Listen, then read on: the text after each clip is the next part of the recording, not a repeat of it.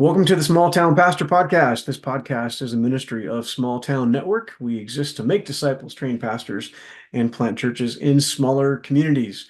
My name is Eric Nielsen. I'm joined again by my co-host Tony Colomb and our friend Patrick Bradley from Passion for Planting. In our last episode, we kind of had Patrick share his story and his pathway from like faith to ministry and into church planting world. And if you missed that, you should jump back and listen to the previous episode where he kind of explains a little bit about that.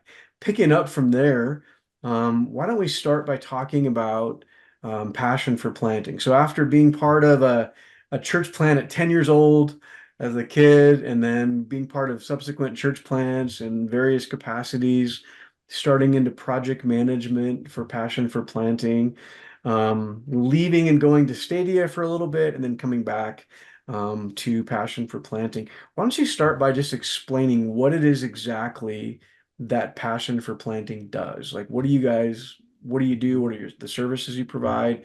Give us like to quote your father-in-law who taught one of my seminary classes, give us the 7-minute elevator pitch or whatever. Sure. Yeah. Yeah. Our heart and our mission is equipping church planting leaders to start healthy, reproducing, disciple-making churches. So there's already a lot of overlap with Small Town Network. And yeah, it's hard enough to plant a church. So let's do some things. Let's create some tools. Let's provide some support services to give church planters the best shot of planting a healthy, reproducing, disciple-making church as possible. So yeah, there's a lot of things that we do these days after those humble beginnings of pioneering that project management idea for church planters. So on the front end of sort of the process, maybe the life cycle of a church planter, we have an assessment that we do. That's a 2.5-day event, and the key idea there is we're helping church planters clarify their calling and their readiness to plant a church. So you guys, I guess, Tony, I don't know you well enough to know if you've planted a church. Eric, I know you're a repeat offender. And so you remember the time when you're wrestling through, like, am I called to plant a church? Like, what am I doing? And so every church planter has to walk through that season of like knowing beyond a shadow of a doubt, yes, God is calling me to plant this church, and I can do no other. So you, real And, quick, you said a key word there I want to stop on for a second. You said readiness.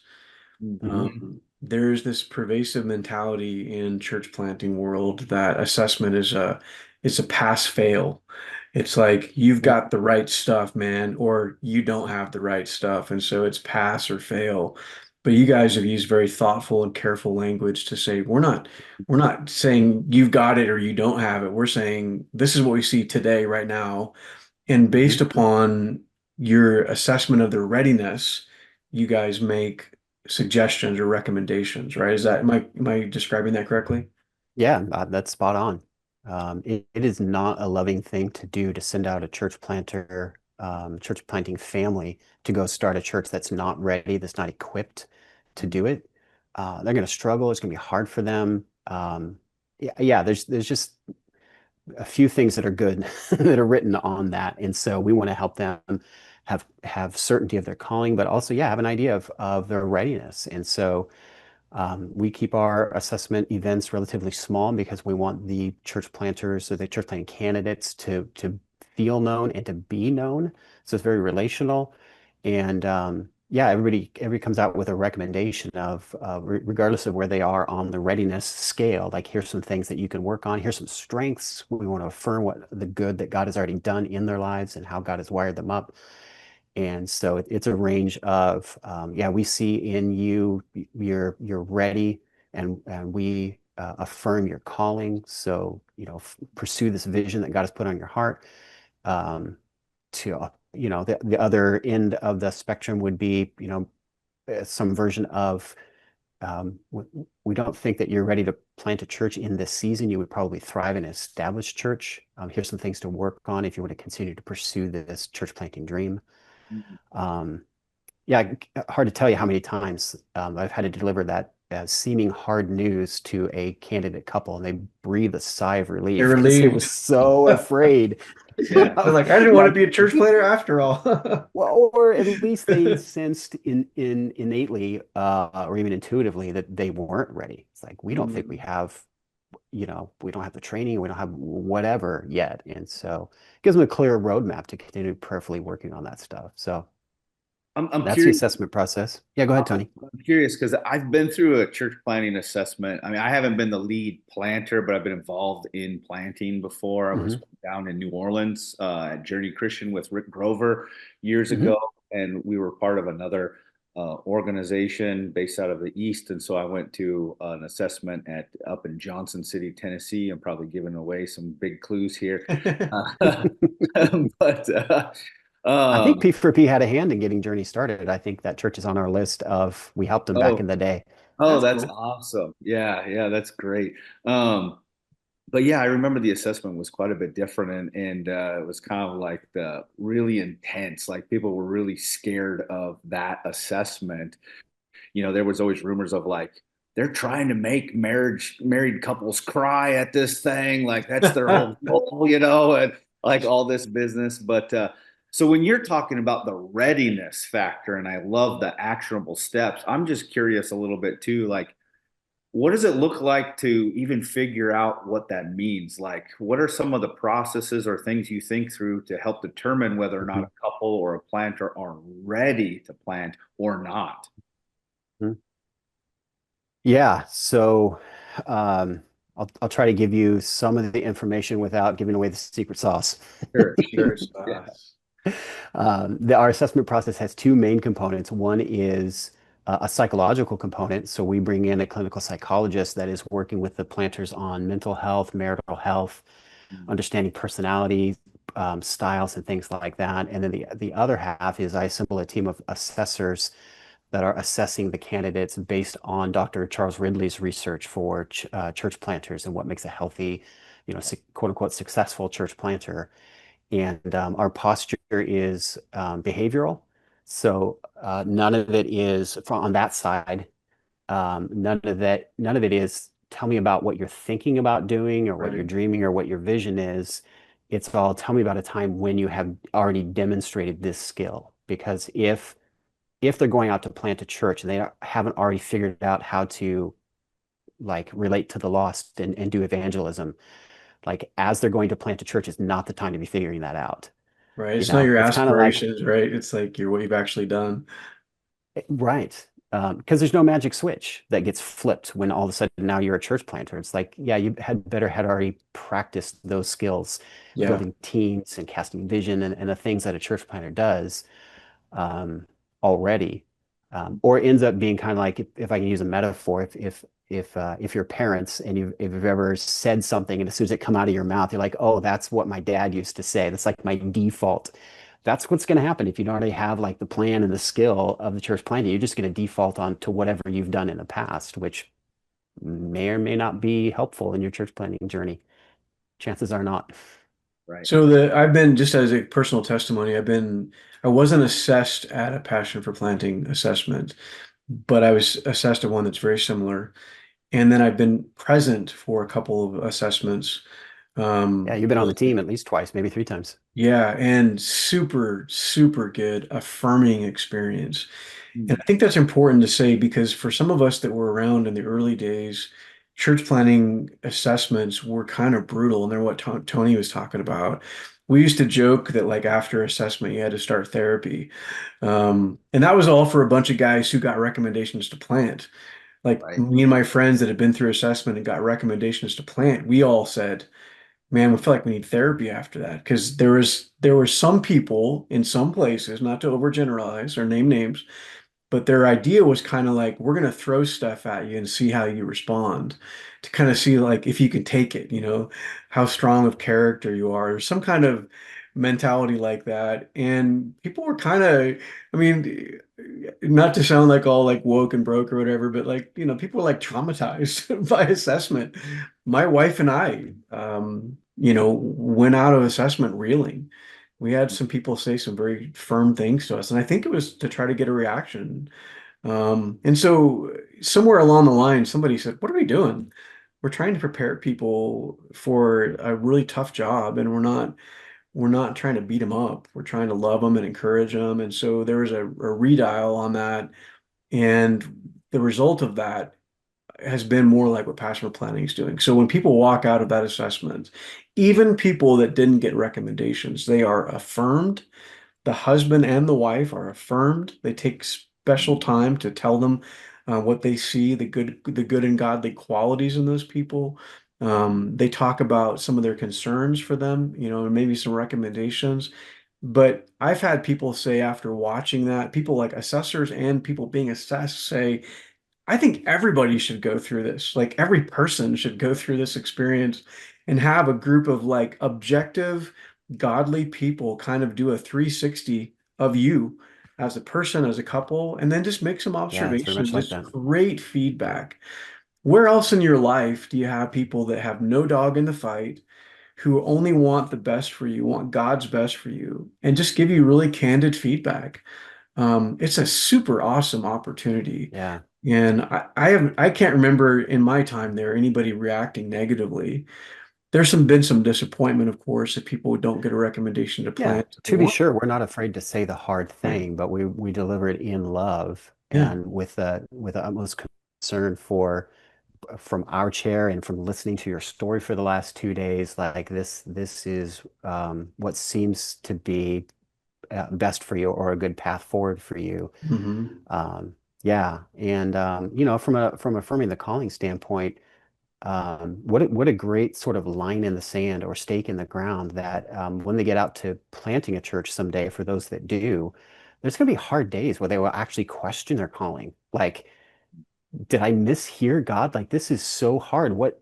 Um, but they can look back and say, no, those 12, 13 godly people, men and women on the assessment team and the psychologist heard our story and said, we see this good in you. We see God's character in you. We see this calling over your life for this. And so it's like that's something that can't be taken away from them, that experience. It's like I can fall back on that. Yeah. absolutely. Yeah. And there's a lot of people, I mean, from kind of the insider perspective now, sharing a little insight, there's some people that we feel like as an assessment team, like need some affirmation. We'll say we feel like this young man needs someone to affirm his worth because he's been part of a toxic situation, or he's never heard anybody say you're God's man and you can do this and we believe in Yeah. you. Just to have someone say something like that can be so powerful. I don't want to spend too much time more time on the assessment because we have more to Yeah. talk about, but I will say as a planter, I always thought it was hard. Assessments were hard. Then I got to be on the assessment side of it and I'm like, this is super hard.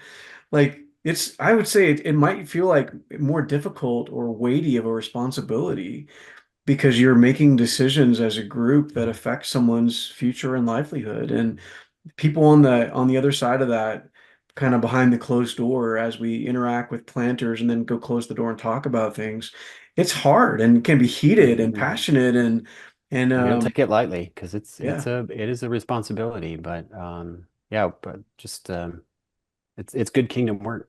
It's no vacation to like go do like a 2 or 3 day assessment for people. Like you come out of that like tired. I tell But my yeah, assessment anyways. team, do not operate heavy machinery when you're done. Yeah, during assessments, right? Okay, let's fast forward. So you're you guys do assessments as a big hmm part of it. And then what are hmm some of the other services that Passion for Planning? Yeah, so we have a couple of training options. One is a sort of a shorter term boot camp for church planters where the longer residency option doesn't work timeline wise or whatever. I'll come back to the residency in a minute, but the boot camp is a hybrid. So they do some online lessons. They do some of the learning self-paced in the weeks leading up to the in-person event. They come here to Virginia for Thursday night, Friday, and Saturday morning. So we're trying to make it if they're marketplace to ministry or Bibo Covo guys that they don't have to take a lot of time off work. We do some in person, like bring the homework. Part of the online lesson is like put together your fundraising pitch. All right, so at the boot camp, we're going to practice. Everybody gives their fundraising pitch and they get some feedback and some refines.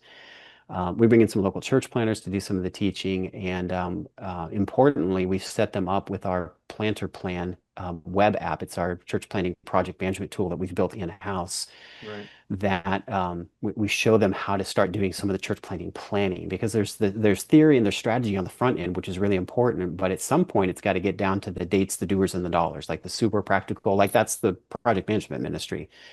And so we get them at boot camp, we get them started on customizing their plan and thinking through, all right, so in the first month, I'm going to do this, and the next month, I'm going to do that. But in the planner plan tool is the common tasks that church planners are doing. And so if they end up in a do-it-yourself situation, like I don't even know how to file for a federal EIN number or whatever, like the task in planner plan actually has those instructions built in so they can get to those things and get it done and even farm it out. It's like, hey, Joe on my team, or back in the day, hey, Patrick, you figure this out. Here's some instructions that they gave me. Right. Yeah, so that's boot camp. The assessment, I think a lot of the project management stuff that we do still continues to be one of our flagship things, and the assessment is one of the best things that we do. So we cooked that up almost a dozen years ago with the idea that it would be like on par with the college course. And so we have syllabus, we have lesson plans, like it's all very structured. We invite over 30 different presenters during the residency to come and talk to the residents. Yeah, Eric, you've shown up and done that about various things that they're passionate about, things that just we bring in practitioners and people that are in the church planting space to talk to these residents. So we run it basically from Labor Day to Memorial Day. So we're just finishing up this year's cohort right now as we speak. And man, in 9 months of like Zoom calls every Wednesday, we cover so much ground and really challenge the church planners to think through, to pray through, like, what are you going to do about this topic or that topic or the other thing as you plant? And we really lean into also, like, how does that connect back to disciple making, but also how are you going to contextualize that for your town? Because Twin Falls isn't anything like Chantilly. There's things that got to be different just because Or of those warranted. differences. And so they have time in sort of a sandbox environment to think through, pray through all of those things, contextualize everything. And then when they finish the 9 months of residency, they have all of their strategies, like their philosophy of ministry kind of decisions. Like, this is the kind of outreach that we're going to do, or the kind of guest follow-up that we're going to do, or whatever. But they also use the planner plan tool. So they complete the residency with like an actionable plan. Like the next day they can start actually doing the church planting, and they've got due dates. And I already know that this guy's going to do that, and the other guy's going to do the other thing, and my wife's going to take care of this task or whatever. It's all laid out with the dates, the doers, and the dollars. And so it's very actionable. Hmm. And it's a huge leg up. I mean, for all the project management that I've done personally, the planters that have come through the The residency, residency first. Yeah. it has a significant advantage. 9 months of training before they start actively doing the church planting, in project So management process. is there an Go order, ahead. Patrick? Sorry to interrupt. Is there an order in terms of the assessment and the residency or the boot camp? Was there a preferred? Mhm. Boot camp is open to anybody. We have lots of groups come and take advantage of the boot camp for what it is, church planting boot camp. So that doesn't have any other like prerequisites or requirements really. For the residency, assessment is not a requirement. It's a strong recommendation, because if you're going to take 9 months to prepare a church plant, wouldn't it be great if you also had an action plan, some recommendations from the assessment that we just talked about, to know Right. best what to work on in the 9 months? And it's not like, we don't require it. It's a really good idea. Like, you should do that if you're Okay. thinking about church planting. Yeah, so the order is somewhat, I don't know what the right word is there, asynchronous. That's probably not it, but Interchangeable a little bit. yeah, Yeah. it's somewhat interchangeable. And so either going through an assessment before entering the residency, which is the case for a lot of guys, because they go to the assessment and their recommendation is, you're not quite ready, you should do some kind of residency, something first. And so then they come into a residency. If not, within the first couple of months, go do an assessment somewhere. Come to ours, go to somebody's to get that help, so you can have a good plan of what to work on. Okay. New this year with our residency, It used to be where there was a fee because, I have staff. I like to make payroll when I can. Um, but new this year, we have found um, basically we found grant money. We've found generous donors that are willing to make grants to the project or to the residency. And so there's a nominal application fee because we want to know that guys are serious on the front end. But Right. those that complete the 9 months of residency, they've shown up, they've done the work, they're eligible for a $5,000 cash grant from Passion for Planting. And That's great. so So we have a roughly we're planter. paying them to come through our residency. Yeah, we have a planter right now that is in your residency, and He's it's just finishing like this exactly, week. yeah, it's exactly what you said. Like he's a guy that came to faith at a mega church. He's only worked at a mega church, and now he's moving to a smaller community to plant a church. We're like, man, you just need like some more like street experience. Like what's out there? What's Hmm. out there in this Hmm. Christian world that you just haven't seen?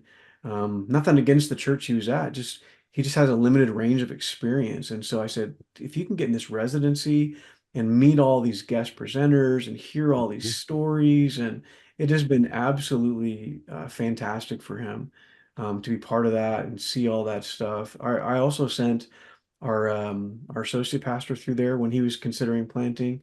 That actually kind of helped us realize maybe that wasn't his place right now to plant. But had a great experience, learned a ton, networked with people all over the country. And then another Hmm. planter that I coached who works for Evergreen also went through the residency and had a fantastic experience. So really Yeah. great. Big fan. Shout out to Sean who runs that. He does a great job and is a character. Go Buffalo Bills, you know. Sean's from Buffalo. He went back to Buffalo, didn't he? Yeah, a couple years ago he moved back Yeah, okay, cool. home. Yeah. Yeah. So, anyways, Tony, you got anything on that before you change gears? I don't know about that. I had an interesting question that just for the overall ministry of Passion for Planting. You guys focus mostly on people that are going off to like launch a church by themselves, or do you have anything as far as resource, or have you thought about churches that might be in some communities that aren't giant, but they have the capability, or at least they're open to the opportunity of starting other locations that are like little church plants, but still under their name, under their umbrella, and kind of creating a little web or network kind of around their region.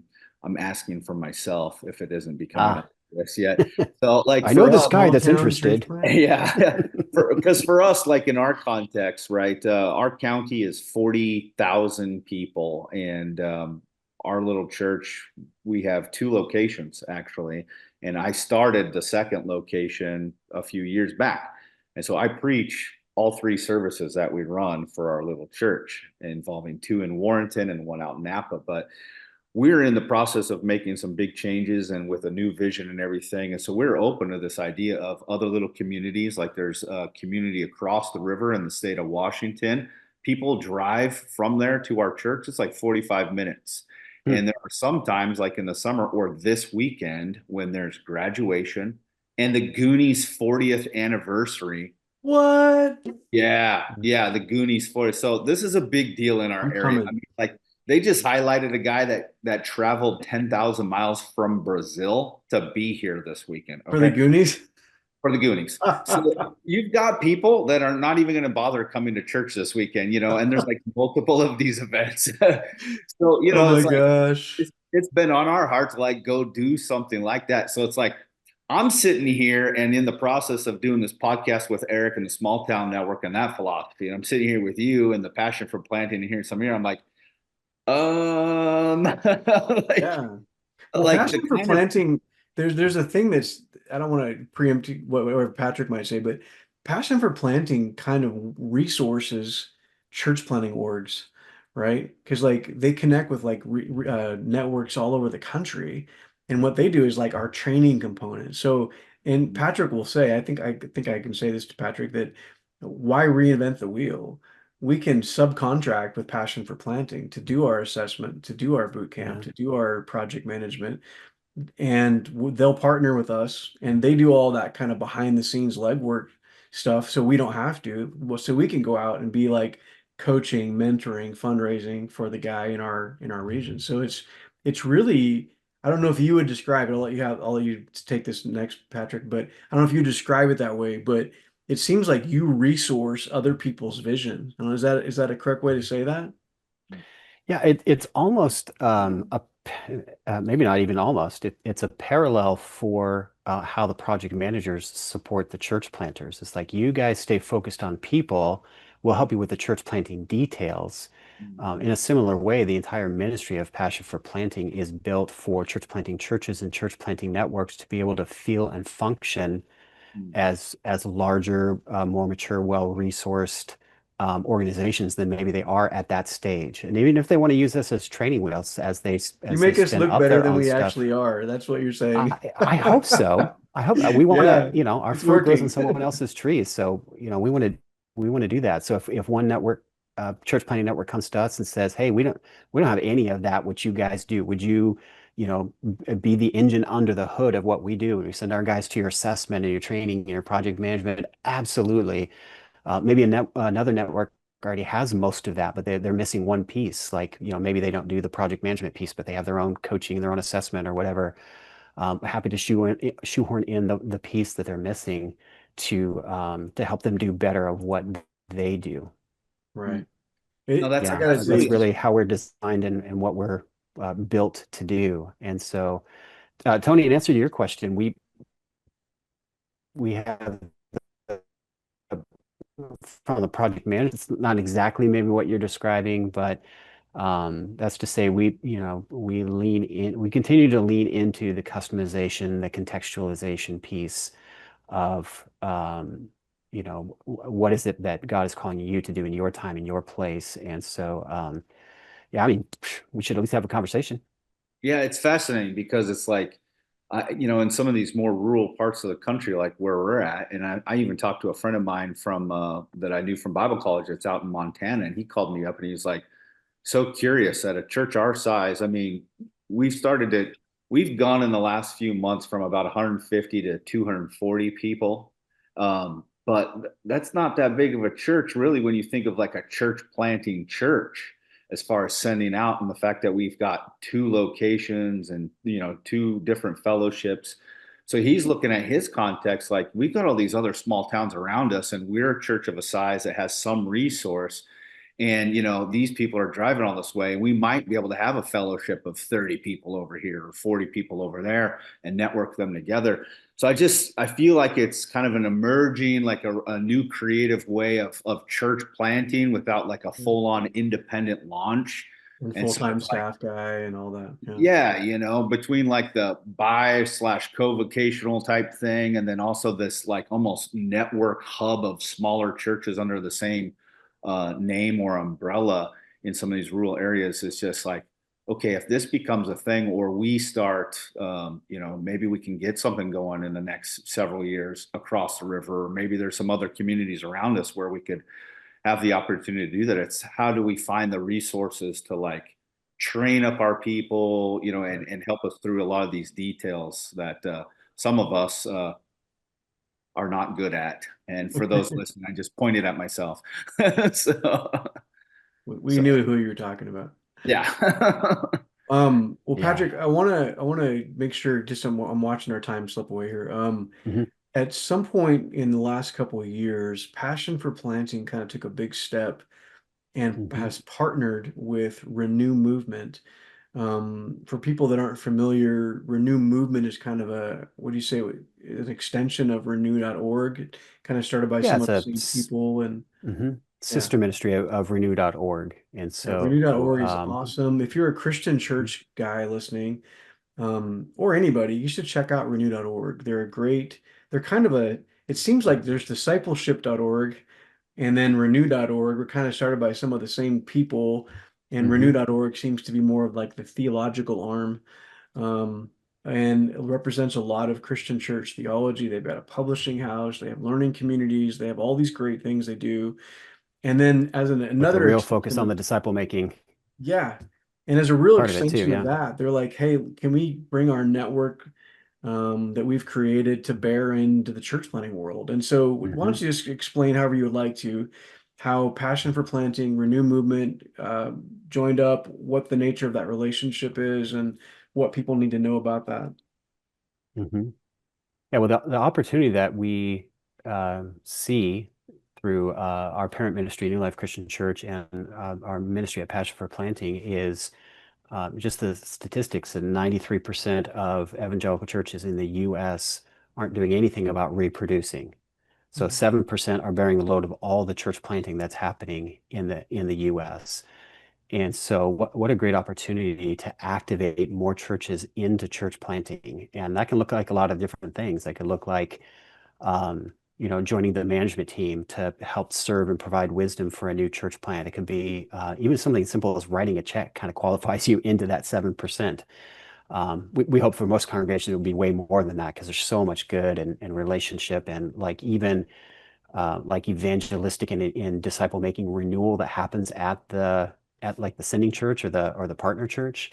Um, yeah, there's just such opportunity to get more churches involved. And so as a renew.org community of churches and those that are taking advantage of the theological stuff, the renewing the teachings of Jesus and the disciple making ways of Jesus. That's what renew.org is all about. It's like, hey, at some point you multiply enough disciples and church planting, it's got to be an overflow of that. We're going to need more churches for all the disciples that are being made. And so can we do something? Can we partner up somehow to see more churches get planted? And so we entered this cooperation, joint ministry. I don't know what the right word for it is. Partnership maybe is the best word, but so renew.org is its own thing, and there's now a sister ministry that shares some branding, some name kind of stuff, but Renew Movement is the church planting arm of renew.org. And so that side of it exists to see more churches planted, and especially yeah, Renew Movement has some things that make it distinctive. So, well, every church planting network does. I mean, small town network, you have your own set of distinctives. And so, as as churches and church planting networks are looking for, who do we partner with and whatnot, it's just a way of assessing like are these guys a good match? And so, what we're about is being theologically centered. So that's kind of the starting point of this is wanting to plant with churches that are in the sort of the same camp and theologically aligned with where New Life Christian Church is. That's where we want to put our time and our attention and our effort primarily when we can. And so, so there's that. Disciple making is key for us at Renew Movement. Again, that's one of the key planks in the platform of renew.org. And so we want to see that the churches that are planted are disciple making churches. We are about reproduction. And so we want to see at Renew Movement, we want to see that the church plants get involved in church planting right away. Like even on grand opening Sunday, they could stand up and say, hey, we're already investing in this next church plant that's getting going, kind of a thing. Church planters at Renew Movement get healthy support. So they get the assessment, training, project management, coaching, kinds of support to give them the best chance of planting. And that's a key piece of the overlap then with Passion for Planting is we won't ultimately be the only provider of those things in that space, but in the early days of Renew Movement, much of that is coming from Passion for Planting, providing the as service to Renew Movement to see this thing get off the ground. We're about accountability. We want to see every church planter have oversight, a local management team, and they're the ones that are actually planting the church, right? Renew Movement doesn't plant churches. We just equip and facilitate churches doing the church planting because everything reproduces after its own kind. Right. And then lastly, collaboration. We think we can do more together, which has been exciting to see because there's lots of different, not only church planting churches, but church planting networks and just everybody working together. From a place of commonality and kingdom growth and seeing the things that are happening through Renew Movement that way. So ultimately, Renew Movement, we want to keep a really low overhead so that church planting churches that are getting involved, these new congregations that are getting involved, activated into church planting that have never done it before, the funds that they're putting in can go directly into a church plant. And so churches like New Life are covering some of the overhead. So like part of the Passion for Planting staff bandwidth is being functionally donated to Renew Movement to help see Renew Movement get started. And ultimately, other churches will step in and do some of those kinds of things. And Sure. we'll give away as much as we can. We'll train other churches how to do what we do. And, maybe you could also run a residency over there. And so, again, P4P is not the only provider, but yeah, the vision is just to see more churches, more disciple-making churches, and especially churches, established churches that aren't in the game to get into the game. We want to demystify it. We want to lower the bar in a good way of getting involved in church planting, because there's so much good that comes out of that. Well, I know we're kind of coming to the end of our time, but I wanted to say as a testimony. So not only were you my project manager and pastor for planting, donated that service to us for free. Appreciate that. It was a huge benefit to us. We have just sent, like I said, our church planter that's starting in Flagstaff next year is just completing the residency at Passion for Planting, which was also a grant for us. Our church planter in Jerome, Idaho, got some help on the 501(c)(3) process from your staff for that church plant up there. And then we also have these other connections going on. So with Tennessee. So you guys actually said, hey, we know a church that kind of fits what you guys are doing, a small town network. Would you like to partner with us and help get this church planted in Winchester, Tennessee? And so there's been a great relationship. For anybody out there in church planting world or thinking about church planting world, I just want to say I've had nothing but praise for Renew Movement, Passion for Planting. I love what you guys are doing and trying to do. There's obviously some like little dances you do working with different organizations. I mean, you kind of work for two organizations and a home church all, so I'm sure there's always like little things, We but wear several different hats, yeah. yeah, the spirit of it is good. It's godly. It's humble. I really appreciate what you guys are doing, and if anybody wants personal testimony of what it looked like to work with you guys, I would be the first guy to call and give you guys high praise, high marks for all that you're doing. So I appreciate it, man. I know that's like an ever expanding world for you guys, but you know what, man? I'm so excited to be like working with people that are like-minded and kingdom-minded. We're gonna have Sean Tomei on. We're recording a couple more episodes today with Sean Tomei from Expand Northwest and their spirit of like cooperation and how can we work together? How can we help you? I just love that. I think that's how it ought to be in God's kingdom. So thanks for being a champion of all that stuff and all you do, man. I know you're kind of behind the scenes, but if I could figure it out, I would hire you and then I would demote myself and work for you. So Well, I if don't know this about thing all that. if this thing in Chantilly doesn't work out, Southern Idaho has a home for you, brother. All right. Any final words, Patrick? Any closing remarks you want to Just make? thanks for having me on, and for allowing me to share my story in the previous episode, and for shining a spotlight and helping get the word out in this episode about Passion for Planting and Renew Movement. Super humbling, and I love what you guys are up to at Small Town Network. For too long, it's been sort of an overlooked um, um, mission field for church planting in the U.S. So I love that you guys are getting after it, and pray that God would continue to bless your efforts, and there would be much fruit, and the kingdom would be filled up with people from small towns. Thank you, man. I appreciate that. Well, with Thank you. that, we close. If you like what we're doing, please like or subscribe wherever you watch or listen. If you're interested in Small Town Network, you can find us online at smalltownnetwork.com. And if you believe in the importance of planting disciple-making churches in smaller communities, we'd love you to consider partnering with us in prayer and or financial support. You have been listening to the Small Town Pastor Podcast.